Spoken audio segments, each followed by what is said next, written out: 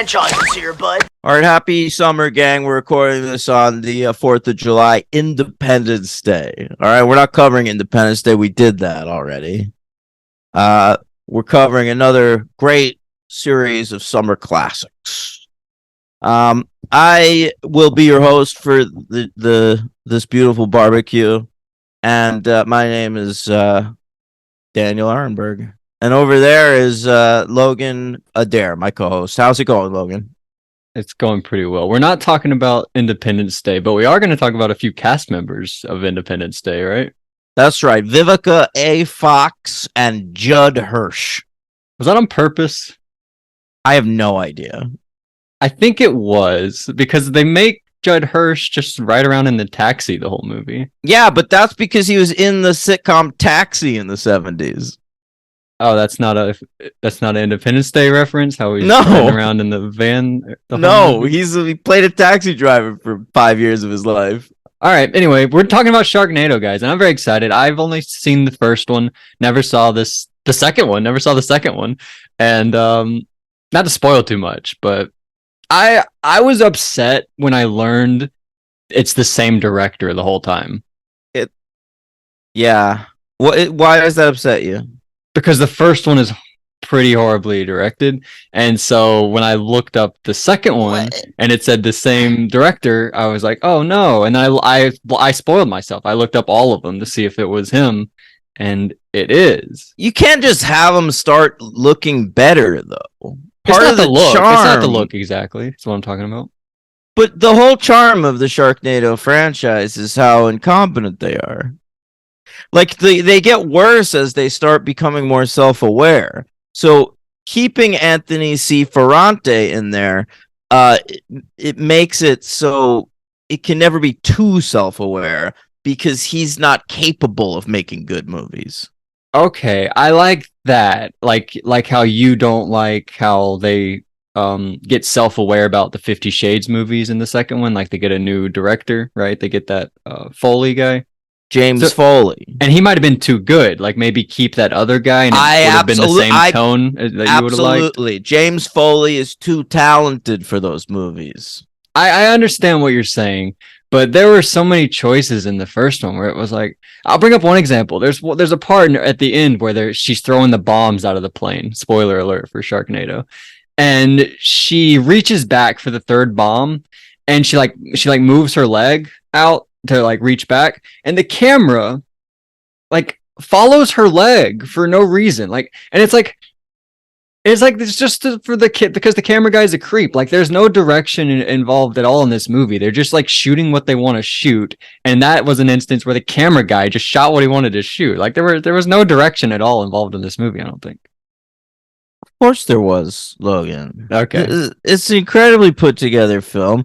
They shot the whole thing in California in the sun, but aren't you sold by the beautiful graphics that make it look like it's a stormy day? Yeah, I did buy it. I never thought, this is just sunny California. I believed that there was really Sharknado. That's right. That's what I'm saying. I don't want to sound like so negative already. You get drawn into the world of the Sharknado. Now, unlike Logan, who's only seen the first one, I've seen 5 of the 6. For some reason, I had the last one on my DVR for a long time. I think it might have been like when I was like first getting sober, and I was like, maybe if I watch this, I'll think about like how much I drank while watching the first. I understand. Yeah. So I never got around to that one, but I'm excited to now. What if that like triggers you and you start drinking? Should we not cover these? No, we should cover them, but wouldn't that be wild if my relapse happened because we recorded Sharknado on the podcast? Yeah, I can't wait, honestly. I want to see what happens. Yeah, I'll keep you cool posted. I'll keep you posted on my sobriety for the next 3 weeks. All right, Sharknado. So you've seen it. Saw the first one. Did you watch it at the time? Yep. When it aired the first time? By the way, we're also not just doing this because of the 4th of July. We're doing this because the 10-year anniversary is next week.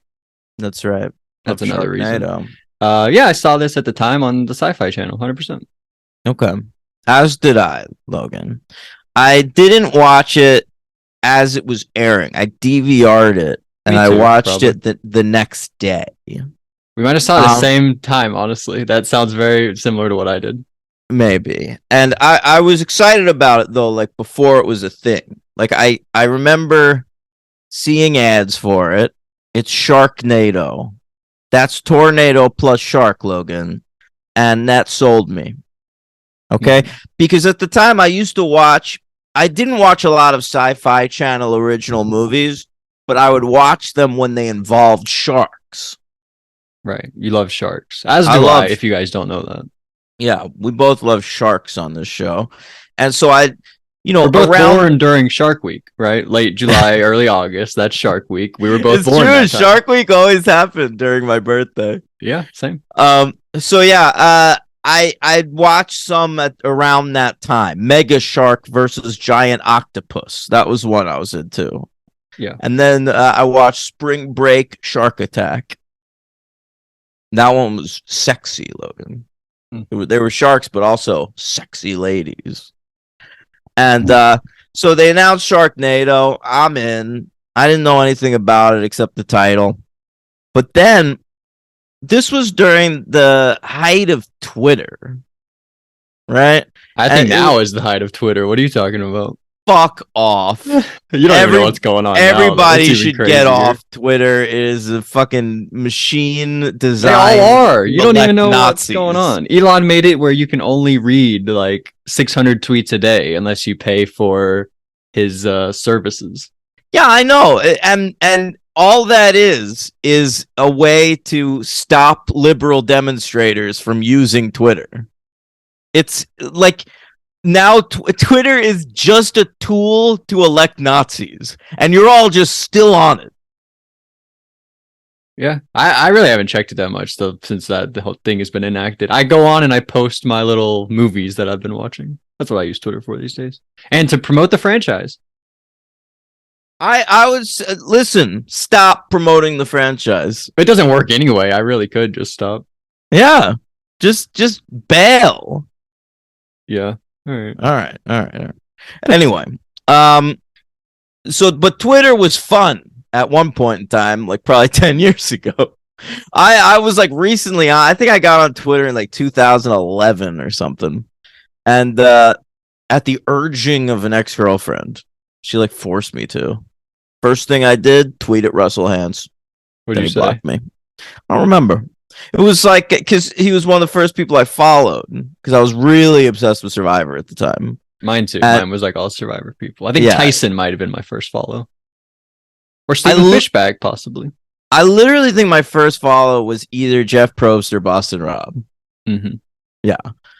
All right. Anyway, and the girlfriend that urged me to get on Twitter used to like rip on like I got you on this service and you're not even following me. You're following Boston Rob. But you're not funny. Be funny, and then I'll follow you. Well, Boston Rob's not funny either. To be fair, Why'd you follow him? I don't think I ever followed Boston Rob. He's really not funny. I thought he would be funny, but he's not really. He mostly just talked about dad life. Yeah, he's like Kobe. He's a girl dad, right? He is. That's like his whole personality now. But unlike Kobe, Boston Rob has never raped a single person. Right. I think that's a fact. I think he's a big enough star that we would know that at this point, right? I mean, he's been with fucking Amber Burkich since It could have happened 2004. before Amber. I don't know. Maybe. Let's move. Let's change the topic. Let's not. What were we talking about? I feel like I was going to say something, and then Twitter. No, I was going to say the funniest thing Boston Rob ever said. You want to say it at the same time? Oh, yeah. Go ahead. All right, on the count of three. Yeah. 3, 2, 1. It's getting the best of me. Great job. I know I can count on you. Great job. Yeah. Wonderful stuff. Okay. So July 11th, 2013. I do remember, I think I was watching like maybe Big Brother or something like the night this aired. And I was checking Twitter a lot. as I used to do. And what's happening on Big Brother Twitter, Logan. Got to check that. Yeah, Joker's updates. I don't think was Big Brother on it this time, or I mean, were you watching it this time? When was Big Brother 15, Logan? Because that was my first season. I think it might have been this year that I started watching Big Brother. Yeah, that's what I'm thinking. It might be too, actually. Yeah, because I remember they do Big Brother seasons are always 1 year apart from what year it was, but then the writer strike happens and that throws it off. And I think Big you might Brother be right. 15 premiered June 26, 2013. Yeah, so they double up a year. When Sharknado aired, I was at the height of my Big Brother fandom. Yeah, you think this is the best season, so you're right. I was obsessed with this season, and I can confirm episode 7 of the season aired the night Sharknado aired. Wow. So David Gurton had been voted out at this point, and possibly Nick Uhas. Is that who goes second? Yeah. Is that possible? That is correct. All right. Wow. So there we go. You might have watched Nick get voted out, and then the next day watch Sharknado. It could be. It's possible. That's very possible. Gina Marie was while you were watching Sharknado, Gina Marie was wearing that hat. She crying her eyes out. Yeah, and I was rooting for Aaron before we all learned that she was a terrible racist. Yeah, me too, kind of. Okay, Logan. But that night I'm on Twitter, and I would argue maybe 80% of my Twitter feed is talking about Sharknado. Mm-hmm. Because at the time, like, I mostly followed comedians, and like they were all having a real fun time with it. But also just like random celebs were checking in. I remember like Mia Farrow or something was watching Sharknado, and the dude who created Lost, and Olivia Wilde. And I read this fun stat, Logan. You know that dude Corey Monteith from Glee? Yeah. Yeah. Do you know that the last tweet before Corey Monteith died was about Sharknado? No, I didn't know that. That's a fun fact. What was the tweet, you know?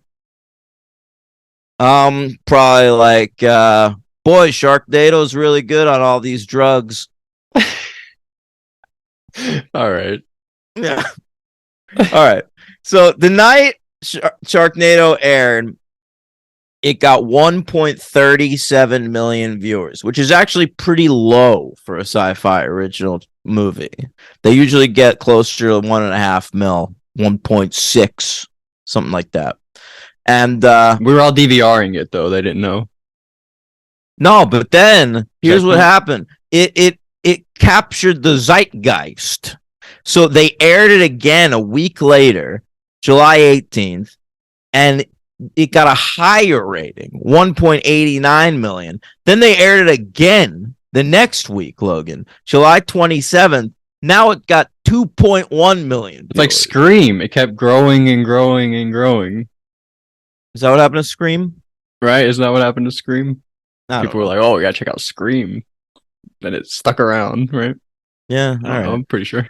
Anyway, so it was a hit. It was clearly a hit, and they very quickly announced a sequel. The development of this movie, I mean, let's talk about it a little bit. It is written by a fellow named Thunder Levin. That's his name. Yep. Thunder. And he writes a lot of movies about storms. It's an asylum movie. Are you familiar with Asylum? Oh, yeah, sure. All right, they're a production company. By the way, I'm right about Scream. 6 million week 1, 9 million, 10 million, 7 million, 7 million. It grew and stuck around. All right, whatever. I'm just letting people know that I don't sound dumb. Sometimes I sound dumb, but that's not the case. You're just feeling self-conscious because you sounded dumb on the recent episode of Buffy's Angels on Patreon. And then Tim really has to drill down and point it out even more, like I didn't already acknowledge it. But so I'm acknowledging it. He already apologized for calling you dumb on that one. You're bringing this up again? No, I'm just letting people know that. All right, there you go. All right, so our writer's Thunder Levin. He works for Asylum a lot. Asylum, what they do is around 2005 when War of the Worlds came out, since the story War of the Worlds was in the public domain, Asylum decided to make their own War of the Worlds movie. And then it made a lot of money. And I guess I was working at Blockbuster at the time. I think some people rented it thinking it was the Spielberg one. Yeah. Yeah. So that's how it made money. And so they've done that ever since. Transformers came out, they put out a movie Transmorphers. All right. And Thunder So this is that 11 guy. I've heard of those. I didn't know that this was that guy responsible for that stuff. Well, that's the company. But Thunder 11, the writer, he has since Sharknado written and directed 2 of those. He did one called American Warships, which was their analog for Battleship.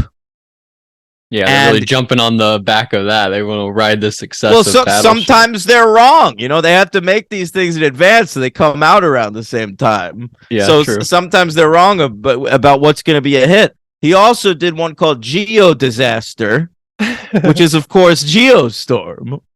Yeah, well, they nailed that one. Yeah, that one was it.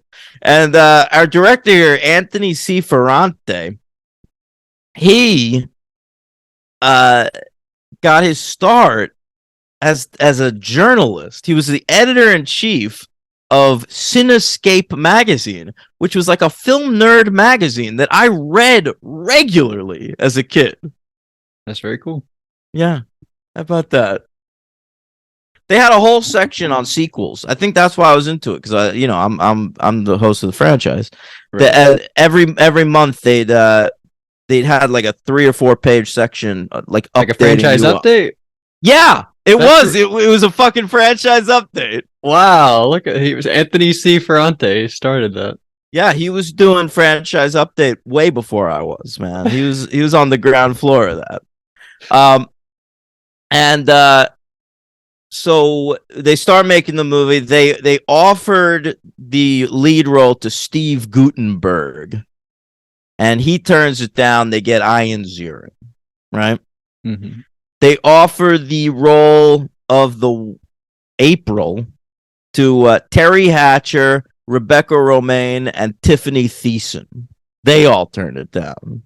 All right? Yep. They get Tara Reid in. And then what are those other people doing?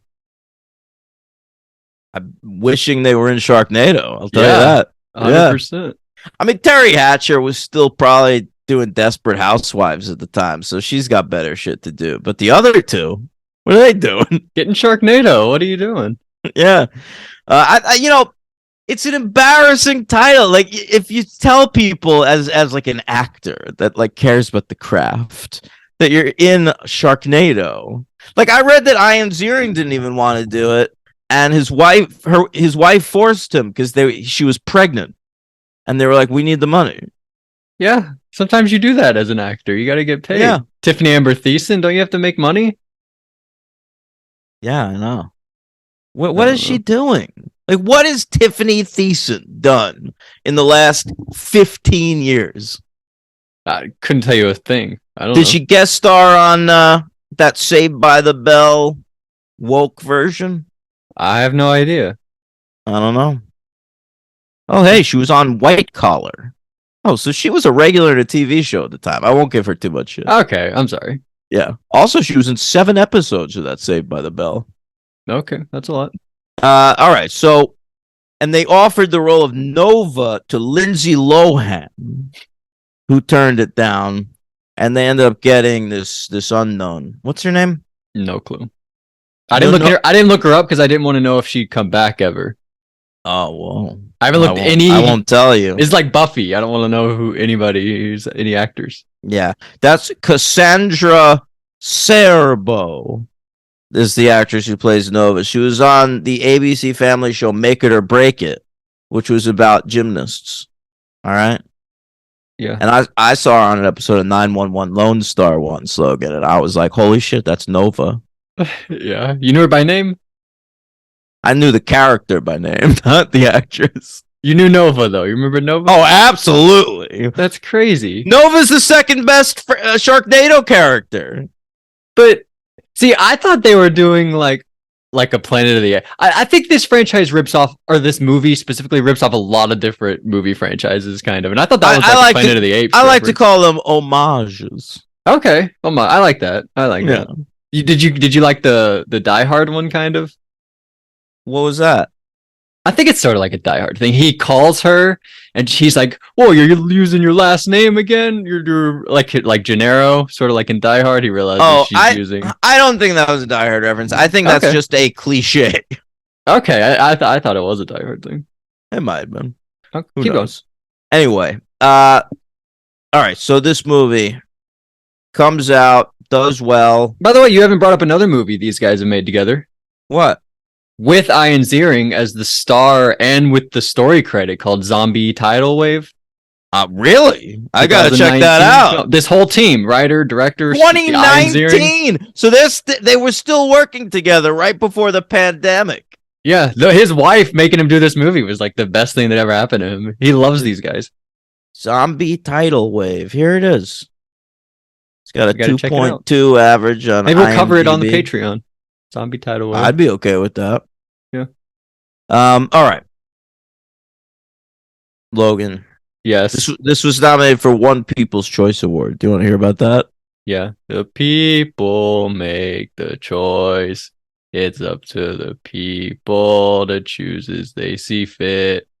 Bit choosing the People's Choice Awards. It's the choice awards to the people. Yeah. I think that's the one that ends with yeah. And then Yeah, absolutely. DJ. No, I don't spin have to that edit it. shit. There you go. Mhm. It was nominated for best TV movie or miniseries that year at the People's Choice Awards, Sharknado, but it lost to American Horror Story. All right. What do you think? Mm. To be honest, like American Horror Story, I never made it through a whole season of that. I tried the first two, dropped both before the end. So, They're all different though. Why not check out every one individually, see if you like them? well, I tried the first two. But they're all different.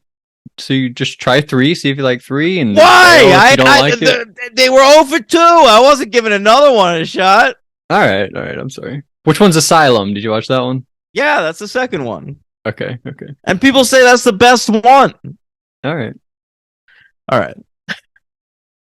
And Sharknado, I made it through 5 of the 6. That's way better. Yeah, that's fair. All right, let's talk about it. The Sharknado. Walk me through it, Logan. Why? This is your favorite franchise ever. Yeah, but you're the newbie. I thought we could do this like Buffy's Angels. I mean, I saw this one. You should have told me that ahead of time. I would have taken way more notes. Maybe next time. All right, maybe I'll do that. But I sort of have a problem with the beginning. Like, what's going on with that beginning? It has nothing to do with the rest of the entire movie. You talk about the logo getting destroyed by the Sharknado? No. I love that. I feel like you can keep that and ditch the whole scene where the guy's like on the boat trying to buy the stuff from buy the fish. I feel like you don't even need that scene. I feel like you can just get the opening credits and you understand like storm, sharks coming inland. Here's the thing. Here's why you need that scene, Logan. I'll explain it to you. Yeah. As someone who's been to film school. So it's a movie called Sharknado. You need to open the movie with a Sharknado. You did with the opening credits where it showed the Sharknado. No. You need gore. You need an opening gore scene, much like your favorite film. Al Gore, that's the next movie. All right. Like your favorite film, Scream. You got that Casey Becker scene. She gets popped in the first scene. Or Jaws with Chrissy. But so you need the gore. You need to see a shark eating somebody. All right. I understand why it's there. I just felt like I got the point at the beginning. I didn't need it personally. You can't have the characters immediately thrown into a Sharknado. You need to set up the characters. And because it's a movie called Sharknado, people want Sharknados. You can't have 20 minutes of a Sharknado movie at the beginning with just Ian Ziering farting around the bar. I mean, they have shark attacks at the very beginning. That woman that he sees that dies on the surfing But that I he like think you goes need out to. with. But I think you need to show a storm. All right, I understand why it's there, but I I didn't need it personally. Okay, understandable. Okay. All right. So the yeah. After that, you see Finn at the beach. What's his name? Finley the Finn Shepherd, Yeah, that's right. and his name is that because he was once a famous surfer. Yeah, you nailed it. But not anymore. Did he get hurt? They don't really go into the backstory, but he just is he old? I don't know. I've got a question. Are there any famous surfers? Can you name a single surfer? I was gonna name the Soul Surfer, but I can't even do that. Bethany something. Bethany Hamilton? Yeah, I think that's right. That's the only one I could think of, honestly. This happens a lot. Like, there's a season of the OC where like one dude is like, "I'm gonna make it." They invited me on a international surf tour. I'm gonna be famous, and I'm like, "But who knows about that?" Yeah, nobody. Are there people that go to surfing at competitions? I mean, there must be, but There must be. There's a thing for everybody, but no, she's the only one I can think of. Bethany Hamilton. yeah, and that's only because of a shark. Yeah, nobody would know her otherwise. The shark should be the one that's famous. Yeah. I only watched the movie because of Carrie Underwood at the time, I think. I was like, Carrie Underwood's in a movie? I gotta check this out. I got news for you. I only watched it because I saw Bethany Hamilton. What reality show is she on? The Carrie Amazing Underwood, Race. that was American Idol. No. It's not very good. No, but Bethany was on The Amazing Race. And I was like, I liked her on that show. So I was like, I'll check out that Soul Surfer movie. How'd she do? I think she won maybe. Wow, that's very cool. Who was she competing with? Either first or second place. I don't remember. Okay. I'm sorry, that's not. Let me look it up. You don't like know the relation? You don't know if like was it a man or a woman? I think it was a woman. Yeah, I'd like to know. Uh, Bethany. Bethany, Amazing Race. Why wouldn't that? See, I went to her Wikipedia page. Why wouldn't that be the top thing on her Wikipedia page? Maybe because she got eaten by a shark almost. To me, being on the Amazing Race is more interesting. Okay. Oh no, she did it with her husband, Okay. Adam and Bethany. Yeah, I remember that. I mean, did they not win? really. Did they win? They came in third, so they were in the finale, but they didn't do great in the finale. Okay. All right. All right. That's the Amazing Race 25, gang. Check it out on Paramount Plus. Okay. You like his friend Baz? Yeah, sure. I like Baz. You know, I guess they got that. Do you think they got that name from Baz Luhrmann? Yeah, I do think so. Because he's Australian. Yeah, I think that's where they got it from. Yeah, now this actor is Jason Simmons. That's with 2 A's, Jason. And he was a Baywatch guy. So they were like, people are used to seeing this guy on a beach. Let's throw him back out there. Yeah. All right. It's a good choice. Yeah, worked out fine. Did you like John Hurd as George? We can go to the bar, right? Because Finn owns the bar. This is his bar. Yeah, but and you know what blew me away is it's on the Santa Monica Pier, and it's the bar like right at the tip of the Santa Monica Pier. Like I've been there. I've been where Finn's bar is supposed to be. There's an actual bar at this location? I don't think so. Okay. But I know the location where it was. Like they threw a sign on there. Yeah, and they show like a big shot of the pier, and they show like a wave crashing, and then a shark come through the window. Like you see the bar at the edge of the pier. It's right at the edge of the pier. It's like you turn around from those little viewfinders, and there's Finn's bar. Head in. Yeah, it's right there for you. Yeah. That was pretty cool, but that's not a real place, I guess. I don't believe so. Although they should have made it one after Sharknado, right? Yeah, they should have. By the way, we didn't do this last week, but who is you? P-Dot said we should do who is you. I think you're George. I think you're the drunk at the bar hitting on the younger girls. Oh my God. I mean, When did this do it aired, I recently. probably was that guy. Yeah, there you go. Now I think of myself more as Nova. I mean, this was 10 years ago. You were 26. That's crazy, right?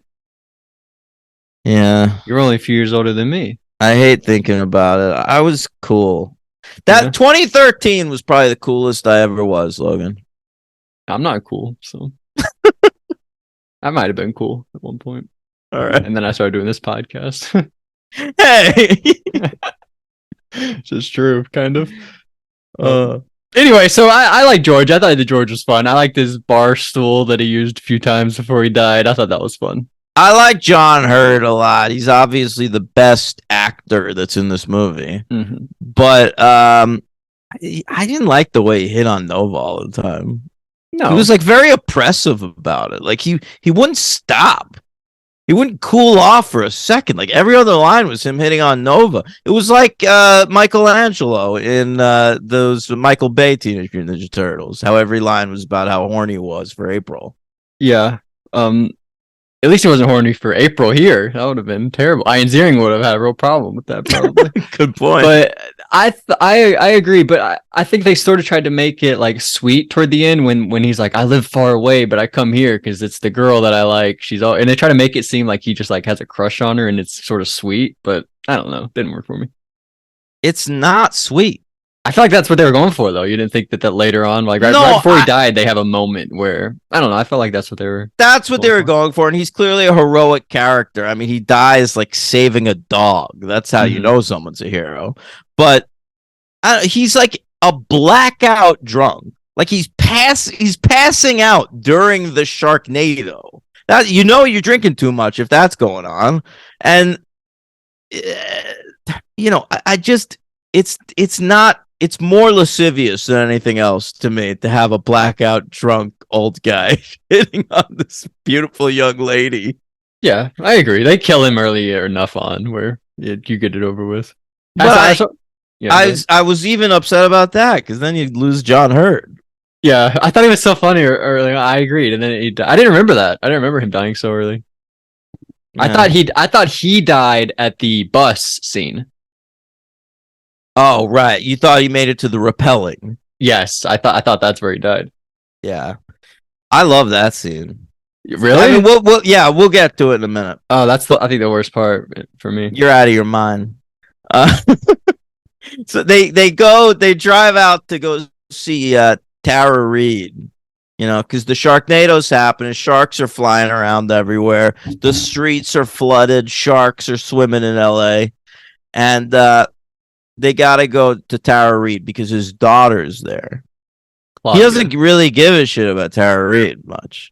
He really just wants to see his daughter. She divorced him and she's dating a new guy. Why would he care? Yeah.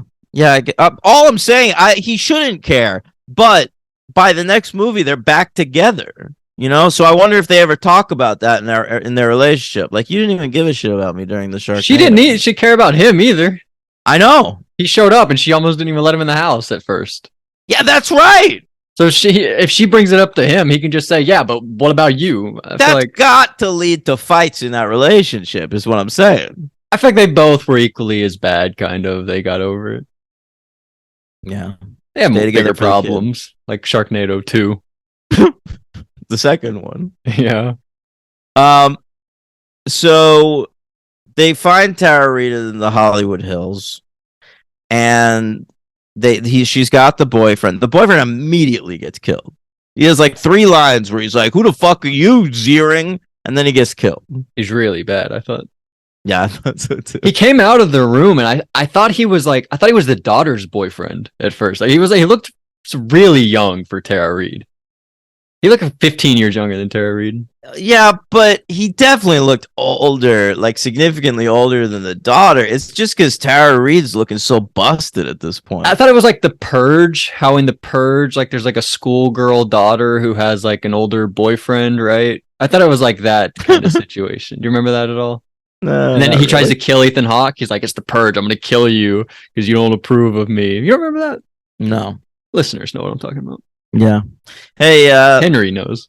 The daughter, that actress is they, them now. The Purge one? No. From this movie. Claudia. Okay. Yeah.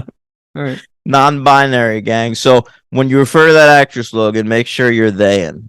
Yeah, I'm sorry. I didn't know that. No, that's okay. Just letting you know. Thank you. All right. So the house immediately gets destroyed, right? You see that shot of the house getting like demolished by the Sharknado. I thought this scene was fun. You didn't like this part? No, I like this scene a lot. Are you kidding me? I thought this was better than the school bus part. I like all the scenes.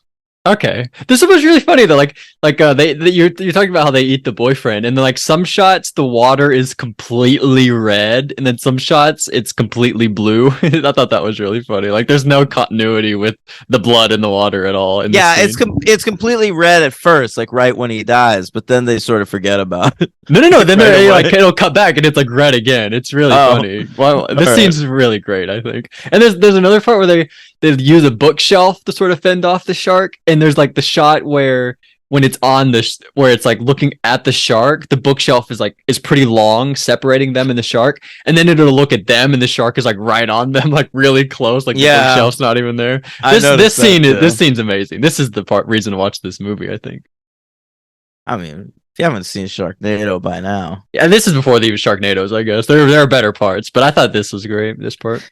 Yeah, okay. So we find out he has a son. First of all, we keep learning like this guy has extra kids. How many kids does he have? I guess just 2. The girl was learning that all, like, it's sort of weird, the thing with what's her name, Nova, where it seems like she really likes Ian Ziering at the start, right? Like she's all over this him. is crazy. Yeah. Because I'm rooting for Nova and Finn to get together for the majority of the movie. Mm-hmm. Okay, they have a very clear flirtation. She clearly says at one point, like, I have a thing for you. I know you're my boss and you're older, but like, I'm so fucking turned on by you, Ian Ziering. And Ian Ziering sort of like waves it away. But then there's a moment later in the movie where Nova has a shotgun and starts shooting sharks and shit. Like, that's sexy, right? And yeah, so I thought that was him like coming around to the idea of maybe being with Nova. Yeah, me too. But no. But then we go find his son, Matt, at a flight school in Van Nuys. I thought Matt was kind of fun. What do you think? Great character, sure.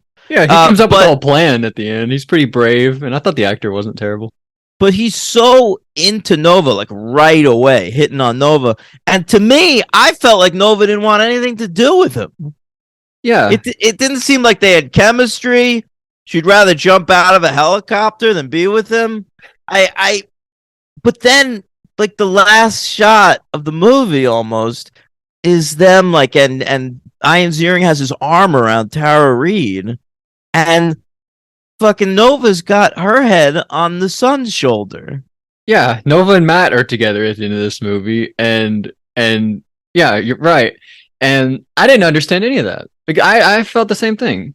I had incredible cognitive dissonance with that. I did the first time I watched this movie, and I did now.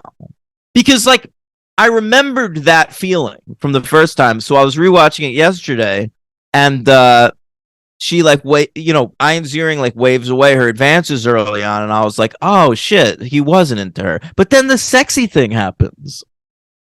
Did he say that to make the wife jealous? I didn't think so. I didn't think so either. I thought he said it because he had a fucking boner. Yeah, that's what I thought too. I thought it's really weird that whole plot with the romance is really odd in this movie. But anyway. Yeah. All right, so they find the school bus, and this is a crazy scene. But I think the reason I like this scene, Logan, it's too long. Is it proves once and for all what a hero Finn is. Yeah, because they see a school bus, they can't even tell if there's people in it. He's like, this could be an empty fucking school bus, all right? But he says maybe there's one kid. Like, he wants to stop for one kid. He doesn't know it's a bus full of kids. Yeah.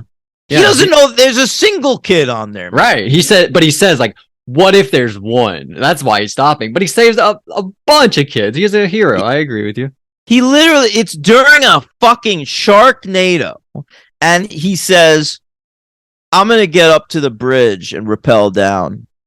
And, who does that? Finley the Finn, whatever he does. Shepherd. That's what I'm saying. I think Finn's one of our great action heroes. And so he does just that. He rappels down to the school bus and he opens the door. And it's full of kids and a teacher. He goes, need a lift? Great line. Mm-hmm. Which is repeated in the second movie. To who? Tara Reid says that. Oh, she steals a car at one point, doesn't she? Or she a fire truck or something. And then she says, need a lift. Yeah. Wow, look at you. I didn't pick up on that. Yeah. Great job. So how many times have you seen this movie? 4? 3 or 4? No. Probably this was probably my third time. I think I watched it like twice the year it came out and then never again. And the other ones you probably saw the one time?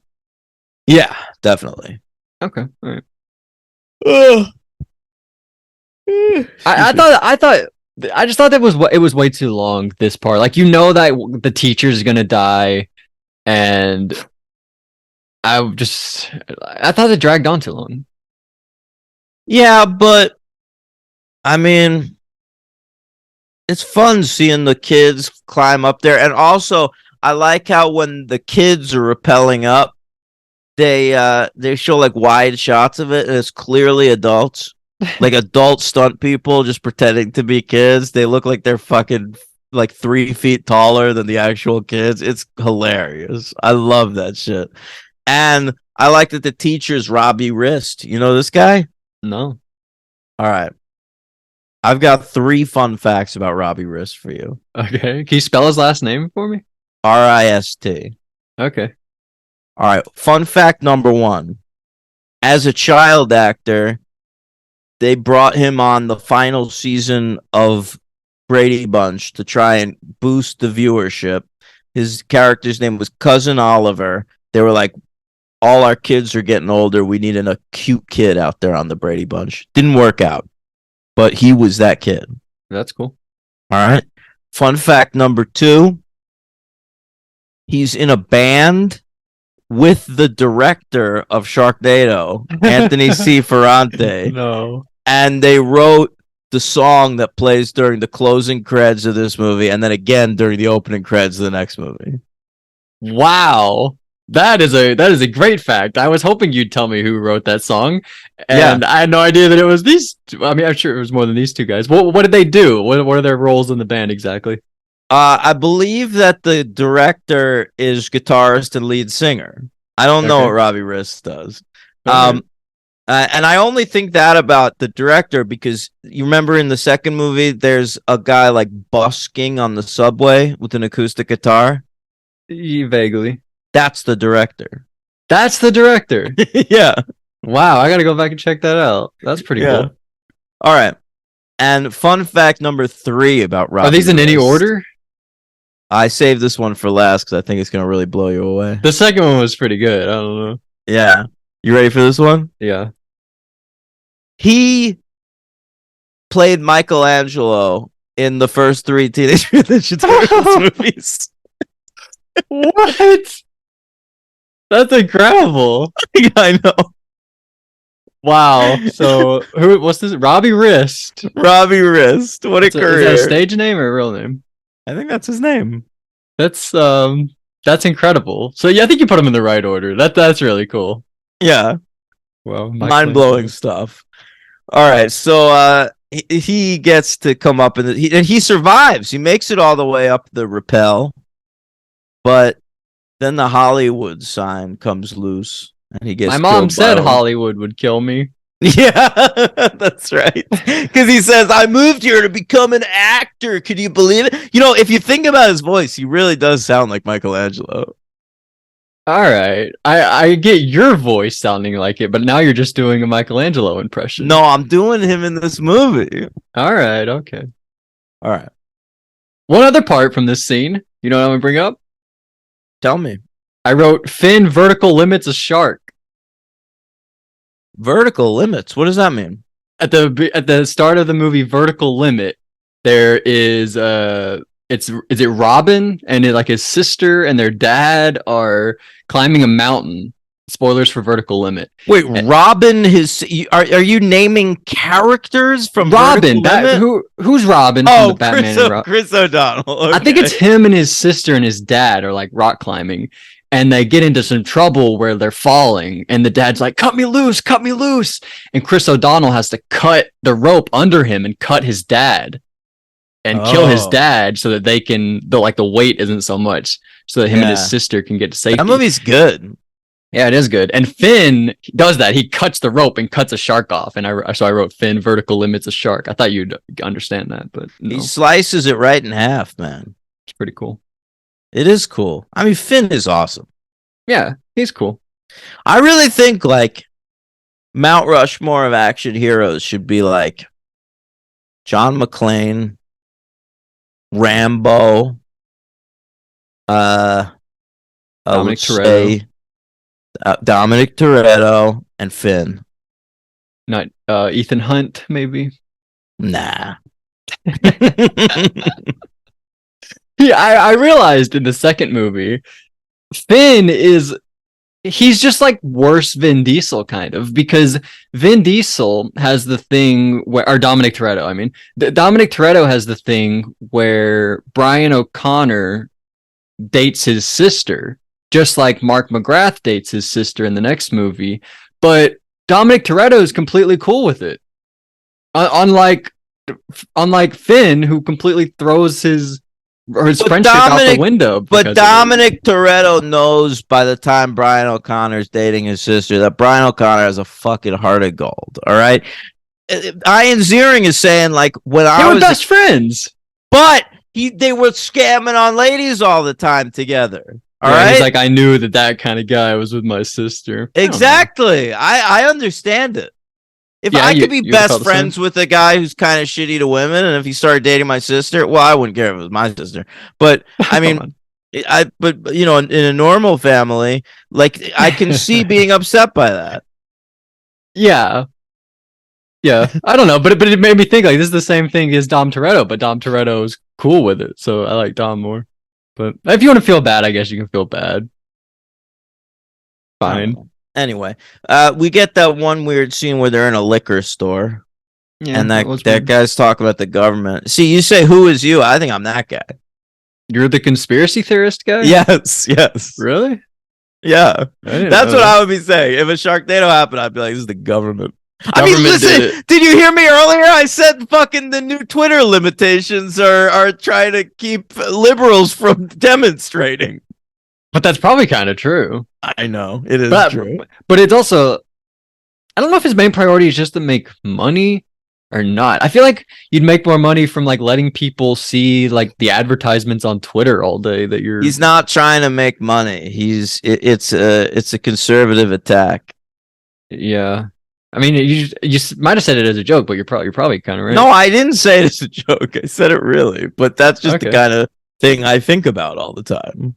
I assume everything is a right-wing plot. Yeah. All right. Yeah. Anyway, so the liquor store, whatever.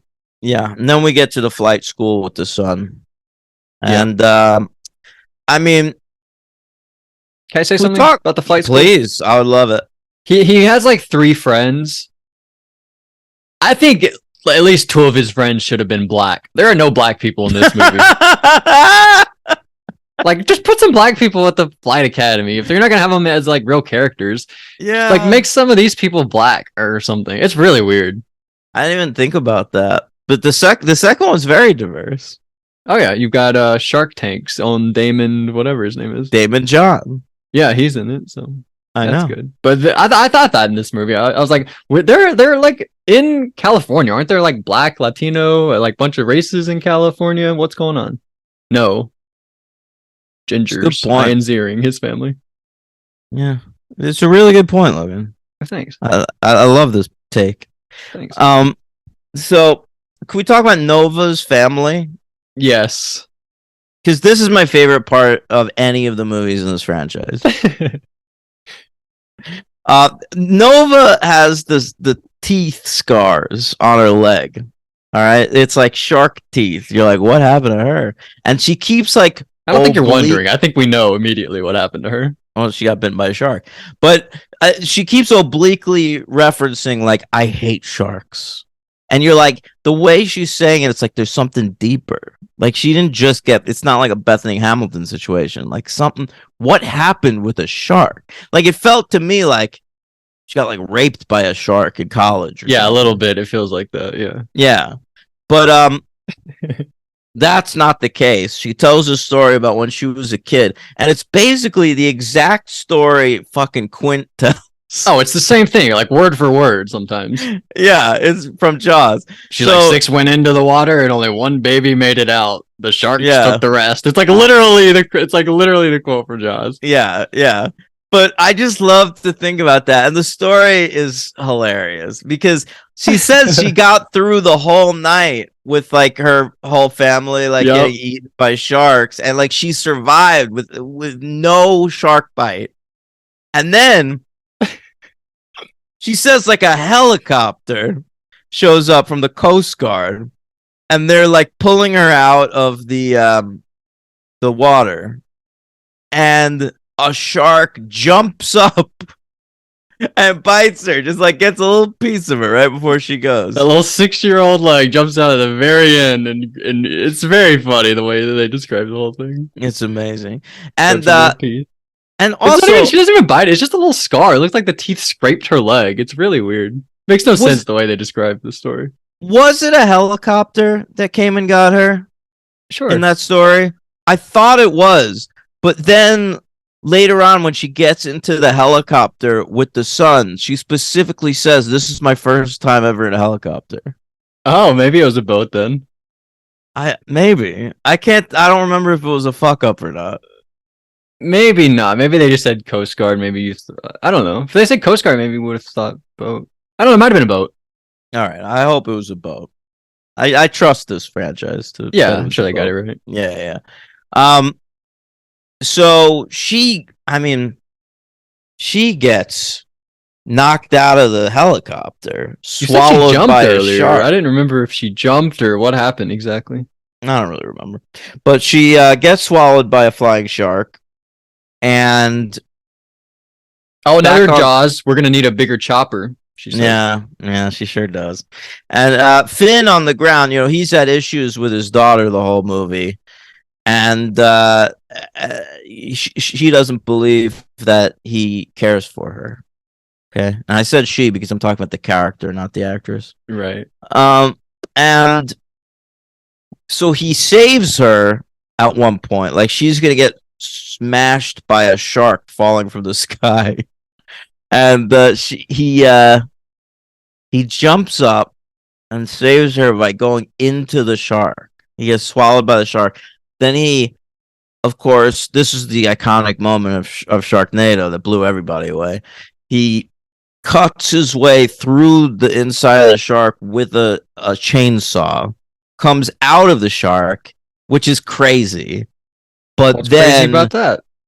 Even crazier, it turns out it was the same shark that swallowed Nova, and he pulls her through the shark hole, and she's alive too. Yes, that another layer on top of this also is he starts the chainsaw and he jumps into the shark with a running chainsaw. How does he not kill her in the process of jumping? That's a great point. Because there's a clear shot of him starting the chainsaw and then jumping through. And I feel like you cut that out and I have no problems with this scene. But that's sort of my problem, is how does she not die in the process? And another problem is like, it's the same shark, really? But I think it's very possible to jump in a shark and get out alive with a chainsaw. I would like to see you try. I don't think that I would try, but I think I don't think that is the most impossible thing of this movie. You think that their gullet is that wide that you could just slip down there? You have a chainsaw like going through ahead of you, possibly. I don't know. Okay. I don't know. All right. So the movie ends. It says Finn. Like French films do. I like that. The Meg did that also. Remember? Did it? Oh yeah. That's a ripoff. Yep, I agree. I didn't even remember it about this movie, but yeah. The Meg. I'm looking forward to that sequel. Hmm. Is Statham back? Oh yeah. Good, good, good. Okay, so that's We learned her Sharknado. name, Nova. Her real name is Jenny Lynn. Oh, that's right. The son's like, I don't even know your real name. Jenny Lynn. Uh, Jenny Lynn. How nice. All right. What do you give Sharknado? See, I'll give it a 2. And I honestly like I wanted to give it a 3, but I feel like it's not. It doesn't commit to the funny enough to be funny. Like there are parts that I thought were a little too boring. The series, like they seriously do the Jaws thing, and I don't know how I feel about that. Like I really don't. I don't know. They're just too like they don't commit in either direction. I feel like. No, And but that's what I like about it. Like it's a yeah. completely listless movie. It feels like any other Sci-Fi Channel original movie, but it's a Sharknado, and it's taking itself pretty seriously most of the time. Ian Ziering is giving a very earnest action hero performance I in this agree. film. Yeah, and like stuff that we talked about, like the Nova story about her family, is not played for laughs. No. Played for pathos. All Yeah. right, and that's what I appreciate about it. But they're Like, doing the Jaws thing. Like it is played for laughs. Because if you've seen Jaws, then you're just laughing the whole time. well, I think like you can acknowledge that it's an homage, but she's delivering the monologue like it's you're meant to take it seriously. Yeah, you're right. You're right. So I don't know. Like you say, it doesn't commit to the bit. I think that's because it doesn't know what the bit is, and that's How what I though? like The about title it. is Sharknado. I feel like Well, I think they understand that it's silly, but I think they're not thinking like this is going to be different from other Sci-Fi Channel original movies. And Sci-Fi okay. Channel original movies take themselves seriously, so they're like just doing that. All right. Well, I'm judging it based on what it is, and I give it a 2. But oh, by the way, I kept remembering. I was like, don't they go to a nursing home at some point in this movie? And then, like, with 10 minutes left, they're like, oh, nursing home. I was like, how do I remember this part from like the last 10 minutes of this movie? All But right, when he sets yeah, that pool on fire. yeah. There's like one scene at the nursing home, but that's like one of the 5 things I remembered of this movie. But Well, there you go. So you're gonna give it a. Oh, I mean, you gave it a 4 on Letterboxd. Are you sticking by that? absolutely. Okay. All right. 4 stars. Listen, because like if we're talking about bad movies, The Room's a 5, right? Mhm. This is a 4. Okay. You ever see Stoneados? What? It's like Sharknados, but it's like Plymouth Rock or something. It like I have no idea Plymouth what you're Rock talking breaks in about. half and starts like killing a bunch of people. I don't know. I don't know. As a tornado?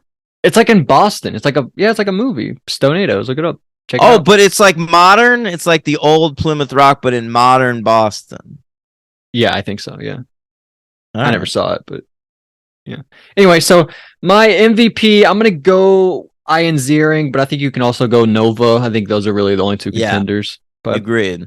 But I go Ian Ziering. I think he's incredible in this movie. I remember like legit thinking when Sharknado aired, like I bet Ian Ziering gets a huge career boost off of this. no. And I it mean, he didn't got all really the other pan out. ones. But I know they made like a bunch of Sharknado movies and stuff. But I thought he was so good in Sharknado that you were gonna start seeing him pop up in like mainstream action movies. Wow. That would have been cool. It would have been cool. I think you could How old still is do he? it. I don't know. Now he's probably in his 50s? yeah, upper 50s maybe. Yeah. Hey Siri, how old's Ian Ziering? Oh, hey Siri, how old's Ian Ziering? Oh, no, doesn't pull it up. I guess Ian Ziering might be hard to He's communicate. 59. Oh, wow. Okay, Yeah. older than I thought. He's an I mean, old this was 10 man. years ago. Yeah, so he was 49 when he was Looks Finn good. Shepard. He looks great, by the Yeah, way. yeah, I think so. You know, it's The funny. Like shirtless scenes. I remember when he was on 90210, he was like one of the older members of that cast, and it was kind of embarrassing because by the time they were like in college and shit, Ian Ziering was like starting to bald, like his hairline was receding, and I don't know what happened. Maybe he got some like plugs or something, but his hairline has remained at that same level of receding ever since, and it makes his hair makes so much more sense on a 49-year-old. All right, well, I'm interested to find out what you're talking about. All right. LVP, I think you can go April or her boyfriend or one of those like plane academy guys. Yeah. I thought neither of them were good, but I'm gonna go with April. I Yeah. thought every line she said was horrible. Tara Reid. I am too. As committed as Ian Ziering is to try to make this as real a movie as possible, Tara Reid has no commitment whatsoever. Her line readings are fucking listless and tired, and she sounds fucking drunk. I'm not saying she was, but she sounds it. All right, she sounds like she's recording a new episode of Paradise. Wow. Yeah. I mean, I agree, and she's not much better in the second movie. So. No, not really. I think she's trying more in the second movie. Like Yeah, this probably got movie, paid a it little was more. definitely just a paycheck. And then like it did well, and she was like, "Oh, all right, okay, I guess I'll be in the sequel." But Yeah. but this one, like I think she was like reading the lines like right before she said them. Yeah, I agree. Another moment, they use Nos at one point. Yes, I that wanted to blew bring me that up. away. That was awesome. And the woman that's on the news, her name is Johnny Waves, which I think is good. Joni Waves. Oh, Joni Waves. I thought she kept saying Johnny with an I. I She think it like, was correct me. Joni with an I. I feel like Joni we know is with an I. Yeah, I guess you're right. Maybe you're right. I don't know. Anyway, yeah, I noticed that her last name was Waves, and she didn't survive the film. She did not? Really?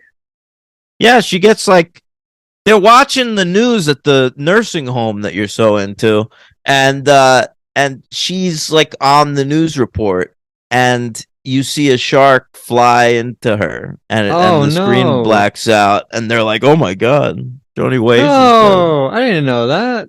Yeah, Oh, that sucks. Well, that's sad. yeah. All right. Well, I liked her. Thought she was fun. And there's a character in the next movie, the pilot in the next movie at the very start. Her name's also Johnny with an I. Well, that's why I think this is Joni. Okay. Because there's like there's like, hey Johnny, and I was like, what? Is this the same? So I looked her up. I was like, I looked up who this person was to see if it's the same character. I didn't even know she died in No, the no. one. The girl who plays Johnny in the second one is the black girl from The Craft. Yeah, I didn't know that. I thought it might have been the same True. character. You know Got what was her pilot wild? license. We were watching yesterday. Me and Dallas. Dallas is wearing the Craft T-shirt. You watched And The Craft? yeah, I love The Craft, but I'm saying she's wearing the T-shirt of that movie, and then she shows up on screen. I'm like, look at that! That actress is on your T-shirt right now. Wow. She's on the shirt too. That's cool. Yeah, that was mind blowing. All right. Should we get into the second one? Yeah, I think so. So the second one airs the very next year. There's a lot of lead up to it. People are excited. I remember there was a fan vote over what the title would be.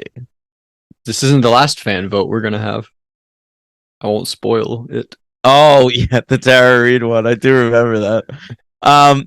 But the fans voted for Sharknado 2, the second one, and What were it do you remember the options? I really don't. Maybe can you give me a second to look that up right now? Yeah, I think 'Cause I'm curious. the second Lego movie is called the second part. Pretty similar to this one. Remember we covered the Lego movie too? You probably don't remember. I barely. Oh remember. yeah, the second part. I Yeah. do kind of remember That was with Tim. He did that one in Ninjago. What a bad week for Tim to come on. Good point. Such bad movies or mediocre Yeah. movies. Um, What are you looking up again? the second one, the title. I Oh, yeah, the remember fan that it vote. was a vote. Yeah. Oh, here we go. Here we go. All right, here. I've got 12. These were 12 other suggestions for Sharknado sequel titles. You I ready? expected 4. I expected 3 other ones. Well, I have 12 here. Go for it. All right. Sharknado 2, Winter is Coming. Because Game of Thrones was popular at the time. Sharknado 2, Sharks in the Hood. Revenge of the Sharks. The Sharks Strike Back. Sharks Take Manhattan. Escape from New York. Sharks in the City. Taking a Bite Out of the Big Apple. Outside the Shark Tank. Weekend at Sharky's. I like that one. God. All right, Lost in New York, like Home Alone 2. Yeah. And of course, Two Shark, Two NATO. That one makes the most sense, I think. I sort of like the ones that are like Sharks Take Manhattan or Lost in New York. I like those ripping on the other sequels, kind of Escape from New York. I gotta say though, none of those really impressed me. No, they me made either. they made me feel better about the actual title, the second one. Yeah, I think Two Shark, Two NATO seems like the most obvious jokey one that we would have picked. I'm Well, surprised they we didn't. later used that. Remember? Two Remember? lava, sorry. Yeah, there was Lava Lantula with Steve Yeah, sorry. Gutenberg. By the way, Steve Gutenberg was like, "I'm not turning down another one of these fucking things. I'm in." Yeah, that one didn't work out as well. They only made two of those. Yeah, it's just two lava, two Lantula. Yeah. But I think that takes place in the same cinematic universe as Sharknado. Really? Yeah. Okay. Do we ever see the Goot in one of these? His character? I don't remember. We'll find out. That'd be cool. Yeah. All right. So Sharknado 2 airs July 30th, 2014. And it 3.9 million viewers on the first airing. So pretty double good. the other one? Yeah. Yeah, more than double. All right, so walk me through this one, Logan. You're new to the franchise. Okay. You're new to the sequels. Yeah, I am. But by the way, this one 10 minutes longer than the first one. I don't know if you felt it at all, but 10 minutes longer. I felt it a little bit. Yeah, me too. It's okay. I have a question about the way this movie starts. It starts out the plane that they're on is in the sky, and you see like the tail of the plane is like the dorsal fin, right? They're doing like a Jaws thing. Are they aware of the movie Airplane? Like, are they aware of that, and they're doing an airplane joke also, or do they think that they're the first people that have ever done that? No, they're obviously aware of the movie Airplane, Logan, because the pilot is Robert Hayes from Airplane. Okay. See, this is what happens when you make me host the show. I sound like a complete moron when I bring up things like this. So that was a question that I had, because it seemed like they were just doing a Jaws bit, not an Airplane bit. So I was like, well, are they aware of Airplane? But anyway, so I mean, what happens? They're married and they're on their way to they said like a book signing, right? Yeah, she wrote a book, but so she wrote a book, but they treat him like he's the hero because he's the one that did everything. So she doesn't really have that much fame still. It's not really that much of a plot of this movie, that much, but so she's written How to Survive a Sharknado is the title of her book. And influence people, right? For sure. And so they're headed to New York and they're going to stay with her or with his sister and brother-in-law that he had a falling out with. Terrible dialogue in this scene, right? Where they're like, "We're staying with your sister and brother-in-law whom you had a fight with. Remember that?" Like they really let us know everything in one sentence, basically. Yeah. Give us funny. that info, gang. Yeah, they're very funny. And basically, this is like the Twilight Zone.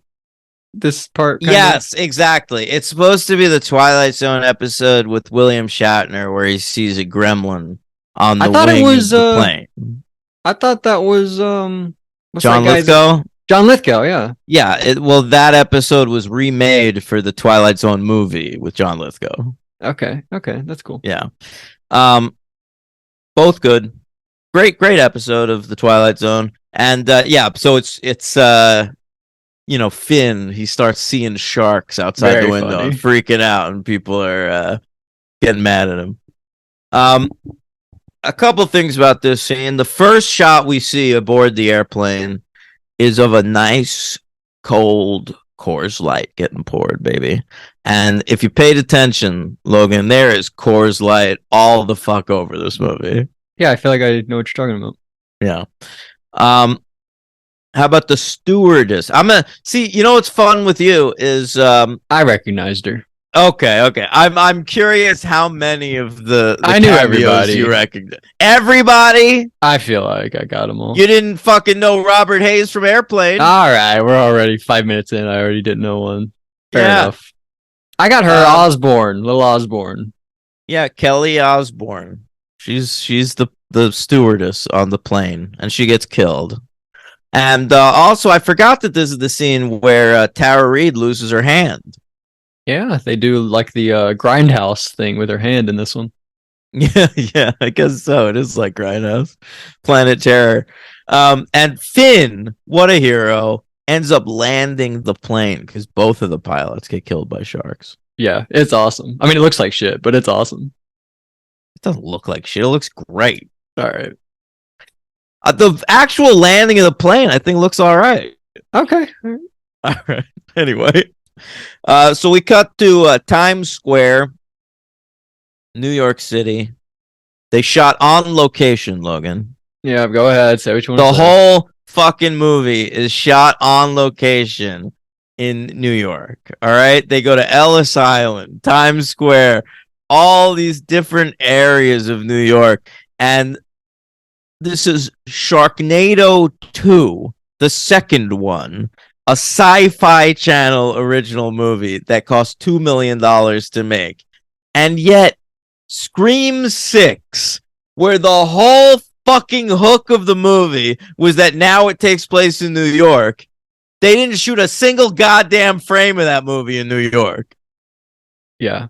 It's terrible. We all agree. Everybody that listens, we all Nobody, agree, right? not everybody agrees. People like Scream 6, and I'm telling you, if you, You like can Scream like it 6, and understand that's a huge problem. If you like Scream 6, you're fucking dumb. All right? I'm saying that right now. Sharknado 2 objectively looks better than Scream 6. Looks aren't everything. Mm. Come on. All right. Anyway, so they're in Times Square. You get to see the naked cowboy. That's a real New York person, Logan. Yeah, He's I know. cowboy in underwear with a guitar. How do you know that? Is that a famous thing? I kind of maybe. Okay. I know about it, so it must be. All right. And we meet the brother-in-law and the sister. Carrie Wurr is the sister. I've never really known how to pronounce that. That was good. Wurr. And what do you know her from? Oh, I know her from Sharknado 2, the second one. I told you, I haven't looked up any actors. I don't want to know if they're in the third one or if they pop up in the fourth one or the fifth one. She's been in a lot of stuff. You didn't recognize her from like Anaconda? No, I didn't recognize her. Is she Owen Wilson's girlfriend, maybe? That's the only other girl I can remember that's not Jennifer Lopez. She's in Thinner. No. And she was on the TV show Sliders with Jerry O'Connell. Okay. All right. That's what I know her from mostly. Oh, and she was also the sheriff in Eight-Legged Freaks. Wow. Love that one. Yeah. All right. So that's Carrie Wurr. And of course, her husband, played by Sugar Ray frontman Mark McGrath. Yeah. The great Mark McGrath. All right. Is that a joke? Well, kind of, but I also really like Mark McGrath. You like his singing? Yeah, I mean, Sugar Ray was cool back in the day. My friend Matt had their first album, Floored. And I remember they had a DJ in the group, DJ Homicide, Logan. I know him. I didn't know he was in Sugar Ray. Yeah, he was the DJ in Sugar Ray. And when you open the CD of the first Sugar Ray album, you saw a picture of DJ Homicide giving the finger. Wow. And I remember as kids, that seemed dangerous. You know, it was cool. And I always remember that feeling. But they have a lot of hits, man. Every Morning, When It's Over, Fly. Of course. I really think if you saw Sugar Ray live, you'd recognize most of the songs. Like, they probably have enough hits to fill a set list. Like 8 to 10 or whatever? At least. I don't know how many are in a set list. But I agree. I mean, they're like the 15th best band like that, kind of, though. Probably. Were they worse? Yeah, but you'll tell me they're worse than like Matchbox 20, and I'll argue with you. No. I mean, yeah, kind of. I think like Matchbox 20 has like you could do the same thing with Matchbox 20 that you just said. I agree, but the songs won't be as good. I don't know. I don't know about that. But Maroon 5, Sugar Ray's better than them. But Maroon 5 has like 30 famous songs. I know, but they're not good. That's I'm fair. on a painful. Yeah, that's fair. That's Like, one moves that I like know. Jagger though. That's a great one. I hate that fucking song. Oh yeah, you do hate that one. They open with that song when they tour. Really? Every Yeah. time? Yeah. See, Does Christina go? Who does the Christina stuff? Christina? Christina Christina Aguilera Aguilera is is in that song? Oh yeah, she's a I big don't part of it. They I made don't that know. during The Voice. They were like, let's make a song together. Moves like Jagger. I think that's what happened. All right. Anyway, Sharknado 2. Let's get into it. Right, right. Well, Mark McGrath. Now, Mark McGrath, was he on Big Brother, Celebrity Big Brother? Yeah, I want to say the first season, but I might be wrong. Maybe second. Weren't there more than one person in this movie that was on Celebrity Big Brother? I don't believe that that's true. You know what I might be thinking of? Vivica A. Fox was on Celebrity Apprentice. She definitely was not on Big Brother. Okay, all right, yeah. I might be conflating the two. Yeah, Mark McGrath might have been on Celebrity Apprentice too. Now that I think about it, maybe. and I know that Mark McGrath won Rock and Roll Jeopardy once because I was very impressed. Okay. Yeah. Okay. All right. So I have a question. tell me. So we learned that like they're going there for a book tour to New York, right? And they're staying with his sister and the brother-in-law, which makes me believe that they live in New York, right? Mark McGrath, that They family. do. Because the son goes to school there. They talk about his school. Okay. So why is there a scene in this movie where the mom and daughter get on the Staten Island ferry and go visit the Statue of Liberty if they live in New York all the time? That's a really good question.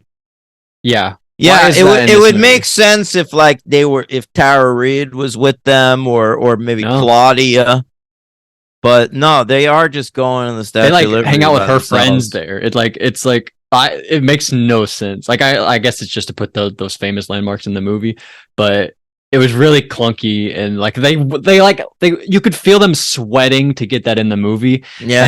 And I don't like that. Yeah, you're not wrong. You know who the friend was, by the way? No. It was Peppa from Salt and Peppa. Okay. All right. Very exciting to see her. No sign of Salt or Spinderella in this sequel, but I'll keep you posted. Yeah. All right, so then it's like a theater of cameos. We get Matt Lauer and Al Roker on the set of the Today Show. I Matt said Lauer Al Gore earlier. I'm so stupid.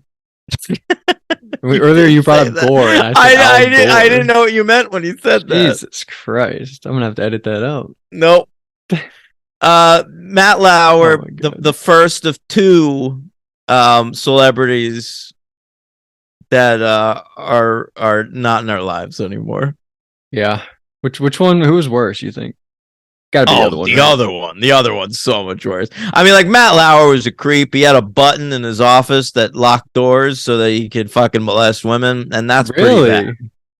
Yeah, it was. He had like a button built into his desk, Logan. What did he tell the people it was for? I guess just to lock the door, like so he can have like meetings or whatever. Jesus, why is it that urgent that you have to do it that quickly? So he doesn't have to get up, you know? He wakes up early in the morning for the Today Show. He's tired.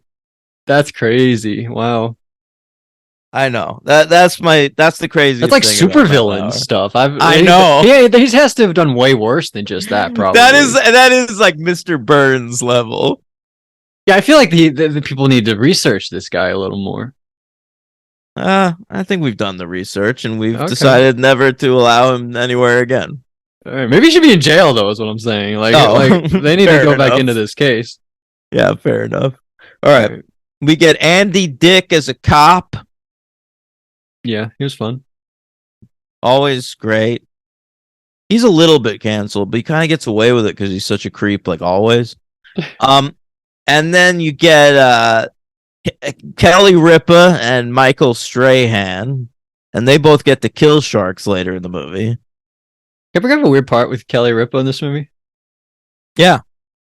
She's talking to Michael Strahan at one point, and she's like, yeah, I wore these red heels today. And every shot of Kelly Ripa in this movie is through the television screen, like we're just seeing them on the TV. except for one shot where we see legs and the shoes that she's referencing. Like we just see a shot of like a real person's legs and shoes so that we can understand what she's referencing. And it's really weird. Because like if you're Kelly Ripa, you're probably like, why is that in the movie? People are meant to think Are those you are my fucking kidding me? They're setting it up for later because she drives her heel through a shark's head. But why do we have to see the heel in that scene? I think that's kind of It's weird. Chekhov's heel. But she mentions it. I feel like she can just mention. All right, I didn't even remember that part. So that's fine. But I thought that was like jarring. It was like 1 second of her shoes. But anyway, Anyway, I hate Michael Strahan. Why? I'm glad he's out of there. Why do you He hate just him? he seems like a piece of shit. Oh, come on. I really don't like Michael Strahan. Anyway, we get Billy Ray Cyrus as a doctor in the That was the hospital best one. with April. That is one of the best ones. And I'll tell you what, Billy Ray acted all those years on Hannah Montana, and I used to tune into that show occasionally, and I'd make fun of how bad Billy Ray was. But he has acting experience. He acted all those years on Hannah Montana. He knows how to commit to a role. I'm saying, like, He's funny in one that show. of the better performances in this movie. Yeah, I agree. And he's not really doing that much acting because he's like playing Miley's dad. Also, he's like a lot of his scenes are like giving heart to hearts with Miley, which is acting. It is acting, but it's just like with his daughter. I don't know. But also, do they have a good relationship? I don't know. I remember him being exasperated by her a lot. It would be like, Miley. Yeah, he does do that. And he has a son, Jackson, who's always getting into trouble. He's having to deal with Jackson all the time. Jackson was like a 35-year-old playing 19 or whatever in that show. And I didn't even realize it until much later in life. But well, you don't. I thought but he was really a teenager when I watched Beverly Hills 90210. But the Michael or the Jackson thing was really different. He was old, like really old. It was like a Moaning Myrtle situation. Oh yeah, Moaning Myrtle. You're right. Jason Earls was born in 1977. He's 9 years older than you, playing a teenager on Hannah Montana. Yeah, that is wild. That is wild. Right. He's 46 or 47 today. He's almost 50 years old. Can we go to the Met game? Miley Cyrus is like 30. Yeah, go ahead. All right. It's Citi Field. Are you okay? Are you okay if we stop talking about Miley Cyrus? Yeah, keep going. Yeah. All right. So at the game, you got Mark McGrath, his son, Vivica A. Fox, who's like a friend that they went to high school with, who Ian Ziering dated in high school. And he's like the one that got away for her. Yeah. I gotta say, I was really invested in that storyline. Yeah, I can't say I wasn't exactly. Also, it's like they both loved each other, but her dad didn't approve, was what it was. It's like the dad got in the way. Yeah, she says at one point, it was a different time then. Yeah, was that what it was? Like the interracial thing? Yeah, I think that's the implication. Is like the dad didn't want her to be with a white guy. Wow, I guess you're right. I guess that's what that has to mean. Yeah, that wasn't terrible. I agree. Yeah, I was into it. And she kisses him, and he's like, "I'm with April." She's like, "I thought you divorced." I'm back. We're working on it. We're working on it. Yeah. It's tough stuff. He was only Gennaro for 2 weeks. Right. And Judah Friedlander also at the Met game for some reason. Okay. From 30 Rock. And Judah Friedlander comes across Richard Kind at a hot dog stand. And I have a problem with this scene because I think all cameo actors should be interacting with our main cast. You can't like introduce a new character and then have that character interacting with a cameo actor. Good. I like this. Because then it's a scene where like with two people who I don't yet care about. Yeah. This is great. I agree with you. Yeah. So Richard Kind from Mad About You and Curb Your Enthusiasm, he's there he plays like a former Met who like disappointed his dad in his last game as a Met because he struck out. I mean, it's a very weird story. Yeah, but they say just like a- he's supposed to be. They're like you're supposed to like be living it up in the Hall of Fame or something, but he's apparently not in the Hall of Fame because of this one time at bat at the end of his career. I didn't understand this story at all, really. yeah, I think he had like a great career until the end, and But that now kept him out of the being he's happy forever. yeah, he's still so broken up over that he goes to Mets games and just like sits in the cheap seats. So fucking weird. It is weird. It's It's just so he also can have the redemption thing. exactly he hits a shark with a baseball bat. Yeah, But pretty fun. I mean, yeah, of course. All right, so Ziering comes and gets them. They jump on the 7 train. All right, Yeah. and we see some familiar characters on the subway. One of them's Perez Hilton. Well, he's waiting for the subway. That's true. And we also see Jared Fogle. Your idol. No. What? No, I'm just kidding. Well, I mean, I gotta say, Jared. I mean, I eat a lot of Subway. I still do. Really? Yeah. I've heard that the prices have gotten really expensive. Everyone's always like, remember when Subway was $5? Now can't get a sub without costing you a leg. Yeah, it's a little more expensive than it once was, but you could still get a nice. And you got to sub get a for- drink with it, and you got to get the chips too. You don't What are have doing? to. No, I never do that. Oh, you're crazy. I always do, or else you don't feel fulfilled. What with a fucking foot long sub? You don't feel fulfilled. You don't without a always eat bag the of whole chips? foot long at the. I eat the whole foot. Oh, long, I usually baby. eat half with the chips and the drink, and then I save the other half for later. Nah. Okay. I forego the chips. I drink a drink that's in my home, and I eat the foot long. So I like I'm only my deal spending. more. Spend an extra couple bucks, you make 2 meals out of it. Yeah, but I have this weird thing where I have to eat whatever's in front of me.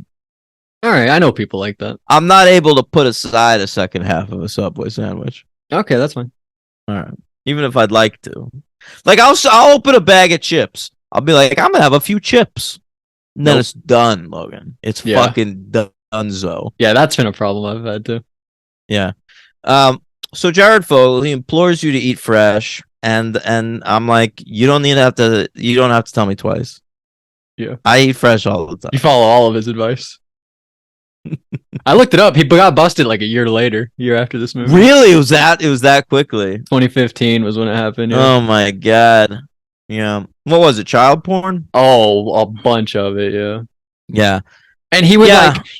I read about it. I'm not kidding. He had like had a friend that he would like talk to and like confide in about it. And then she was like, this is fucked up. I'm pretty sure it was a she, which is crazy. Like, why would you Oh, and talk to she your- turned him in? she became an FBI informant and would like record Whoa! calls with him and stuff. And she did it for many years. And then they had enough evidence to turn him in, and they like looked at all of his hard drives and his computer, and he would talk about going to Thailand, and he was like, you can get him any age in Thailand. That was like one of the quotes that he had. So Oh. some crazy stuff with it. This is like one of the worst cancellations we've had, I think, Fogel. If you can call it. Was he like ever? Yeah, that's past cancellation. That's just into criminal activity. Oh, I think he has like 6 years left in jail. He's like until 2029. That's it. He's gonna get Yeah. out and he's gonna be like a rich guy, like a normal rich guy. Yeah. He can get even more child porn. He'll just move to Thailand, probably. These guys that are into child porn, they look on their hard drives, they've got like 500,000 videos of it or something. It's sick to even think that much content exists. Yeah, of like regular porn, let alone child. Yeah, porn. I know. Which it's honestly it's kind of weird. The people with the child porn fetishes, they're like they go so hard into it. You're right. Like the people that like regular stuff, you don't find that stuff like on a hard I've been drive or I've been anything. watching porn since I'm I think 11 years old. I don't think I've watched 500,000 videos. No, that seems crazy. Yeah. That seems crazy. Oh god. Anyway. Jared Fogle. We had to talk about it. Damon from Shark Tank. Well, it's funny because Shark Tank, right? That's sharks, Yeah, and exactly. he's a shark. And And you he already gets got killed by sharks in one. this movie, and then there's another shark. I think you should get more of them. In fact, I believe in later Sharknadoes, you may see more of the Shark Tank. Yeah, I'm sure you do. Yeah, I'm yeah. sure that you do. Maybe But not Cuban. Damon got in on the ground floor. Yeah, he laid the. I like that. Very cool. He'll Yeah, always be the first one. yeah. Boros Bios. And then they go into a pizza place, and Biz Marquis is the pizza guy. Wow. You were pointing out. I thought this cast was bizarre, and you're pointing out like 8 people I didn't even know. Yeah. Do you know Biz Marquis? No, not really. You got what I need. You Yeah, say he's just a friend. That's who does that song, Biz I like that Marquis. song. Yeah, well, he's the pizza guy in this movie. Okay. He fucking throws a shark in the Oh, pizza oven. I remembered thinking this guy must be famous. They're Yeah. treating this guy like he's a cameo, Well, but he's I didn't crazy get it. looking. Yeah. Yeah. Um. Yeah. Anytime you see someone in a movie who's like not a good actor, or like who's like, wow, they don't seem like a professional actor, you can like assume that it's a cameo. Right. Who was the one? There was like a lady that was at the hospital who looked like an alien, kind of. Like she had so much surgery done to her face that she looked like a fish alien, kind of. Do you know who I'm talking about? I totally do, and I didn't know who that was. Okay, I thought you were gonna tell me. But I agree. The second I saw her, I clocked that must be a cameo. Yeah, it was way too bizarre of a person to not be a cameo. How do you even? Oh, here I just found it. That was downtown Julie Brown. Okay, all right, Downtown Julie. I don't know her either. I think she was like a radio personality. All right. All right. Anyway, Why do you need your face to downtown look Julie like that if Brown. you're just on the radio? I agree. Well, I mean, she's herself a lot now. She's a frequent judge on RuPaul's Drag Race. Oh, all right. That's cool. Yeah, yes. She's got to keep looking great. All right. Next up, I don't know what goes on. Everyone knows Finn. So in the last movie, like Finn takes it upon himself, like let's fucking bomb the tornadoes. I'm gonna save the world. But since he saved Los Angeles Matt does that already, in the last movie. yeah, but Finn is remembered as a hero because of Tara Reid's book. So everyone, Yeah, what? That's actually a great point. What did Finn do in the last movie? Yeah, Like Matt did that whole thing. Oh wait, it should didn't he be end up Matt. driving the Jeep at one point? Like Baz came up with a plan, like we're gonna drive the Jeep, but then Baz dies, and then I think Finn carries it through, kind of. But Matt should get more credit. Yeah, the ultimate stoppage. Oh well, no. Ian Ziering stops the last tornado from the ground. Remember, they run out of bombs in the air. Oh, because she dies, right? And Yeah. like the helicopter crashes, and that's when he does it. But he blew up. But Matt blew up 2 of them. Just because he blew up the last one doesn't make him better. I know Matt should be just as famous. Yeah, maybe he is. I don't know. Yeah, who knows? He's probably just like living it up at the White Lotus somewhere with Nova. Yeah, maybe. I mean, that's Yeah. his. Oh, right, Nova. Yeah.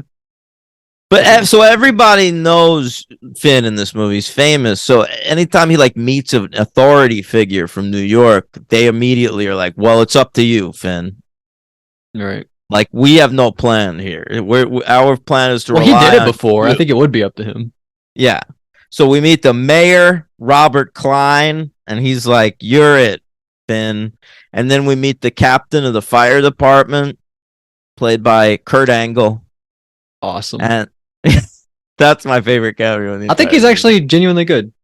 I do think, like Billy Ray Cyrus, he's committed to trying to like have a lived-in performance. Yeah, he looks concerned for everybody and like he has a lot of responsibility. I thought he was pretty good.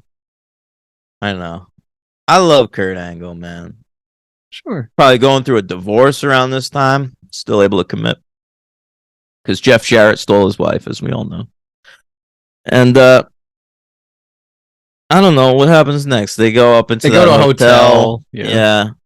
They're Judd trapped Hirsch died. between the rise. Yeah. Oh, that scene when he froggers across the road by hopping on sharks. Yeah, and they And say then Mark McGrath is like, you just jumped the shark. Oh God. jump the shark. Yep. Great part. Yeah.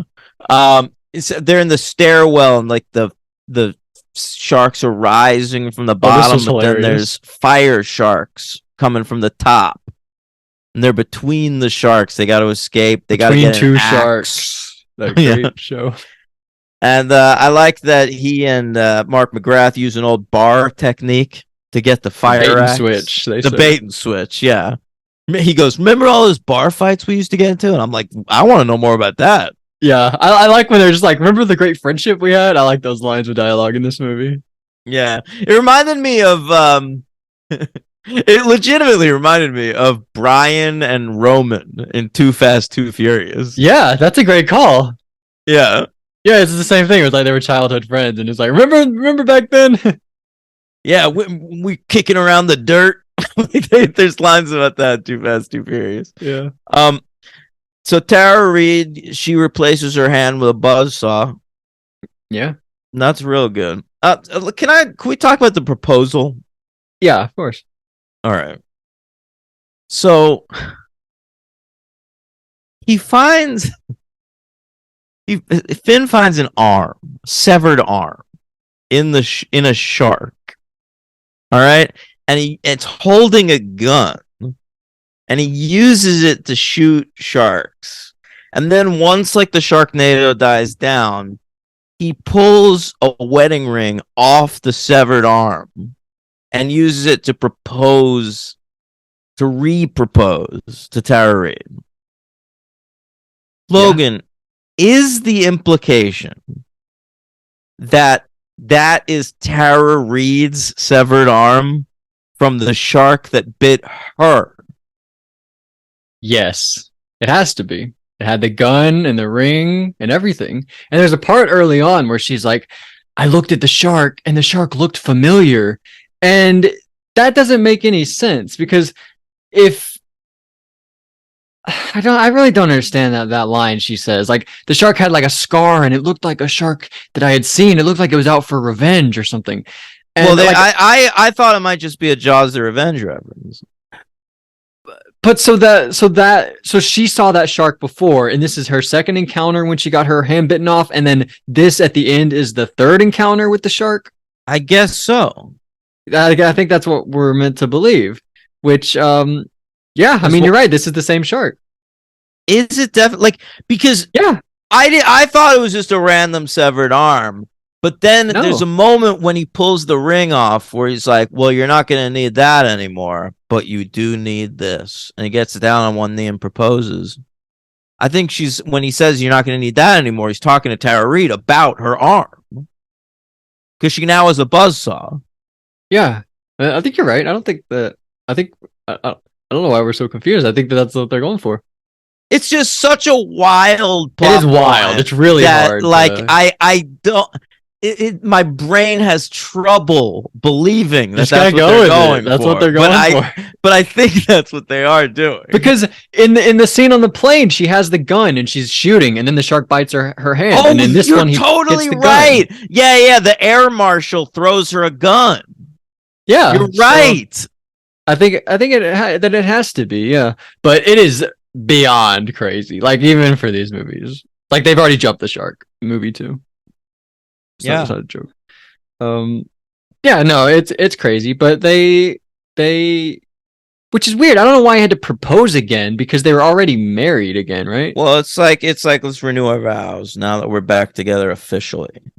But the whole movie in here a few days ago, literally the whole movie, I'm like, you should leave her for Vivica Fox. Yeah, kind of. Yeah, I agree. There are a few moments where Tara Reid's like, "Oh, if that's her, the one that you were with, I could tell she still likes you." Like they don't give her anything good in these movies. Tara Reid's always annoying. She does still like Finn. She's like ready to like relaunch that relationship. And yeah. I would say like Ian Ziering's chemistry with her, because they're both committing to it. I thought she was kind of bad too. she's kind of bad, but I think she's better than fucking Tara Reid. Oh yeah. Yeah. All right. Anyway, I'm gonna go 1 for this one. I'm gonna give it a 3. All right. All right. My MVP is gonna be Ian Ziering yet again. Yeah. I don't really know who else. It might be Ian Ziering in all 6, man. Really? That sucks. Yeah. But all right. So LVP, Jared from Subway. Yeah, I think you have to, right? Yeah, I think I have to. I think even though Tara Reid's terrible, I think she's better in this one a little bit. Mark McGrath is funny because it's Mark McGrath. The wife isn't horrible. I'll go Jared.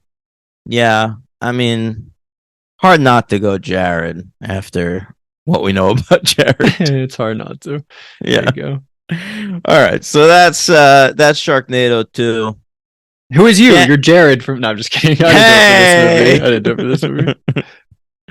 Oh, I'm the naked cowboy. Logan, great talking to you as always. I'll be talking to you again tomorrow. We're recording 2 episodes. Yeah. One involving they're both, well, one's going to be on patreon.com/the franchise, and that involves Steven Spielberg movies. And the other will be here on the main feed where we review Indiana Jones and the Dial of Destiny. And which we're both going to watch today. Yeah, and we'll be ranking the films of James Mangold. Yeah. And also, if you like Tim, if you know Shut Up Tim, he's also going to be on the Spielberg thing that we're doing. Yeah, the Patreon one. And then we'll be back for Buffy's Angels, where we're covering Choices and the classic The Prom episode. And then also Hey, I'm Watching Here, where I'll be watching tons of recommendations. Thanks for all your recommendations, gang. Thanks Ross Beck for helping me out with that one over the weekend. He's a top 5 listener now, by the way. I've added him to the top 5. I already thought he was. Oh, He was. I bumped him up. You're late to the roster. No. He was on the list around like 4 or 5. Now he's just higher in the top 5. Yeah. That's what I'm saying. Yeah. All right. So and I'll, whatever. I'll be talking about a ton of shit on there. Yeah. I rewatched 8mm yesterday, for fuck's sake. And 8 Mile the other day. That's right. All the 8 movies. I'm not rewatching, but I'm watching some Spielberg movies, guys. I'm catching up. I watched AI, Artificial Intelligence, and what a film, let me tell you. Munich, another great one. Some people don't like AI, but I thought it was great. It's a divisive film, but Logan was on the positive side of it, as am I. Yeah. All right, gang. So patreon.com/the franchise, $5 a month, and you'll enjoy like fucking 3 or 4 shows a week. It's wild. Yeah. And in the meantime, next week on the main show, Sharknado 3, Oh Hell No, and Sharknado 4, The Fourth Awakening.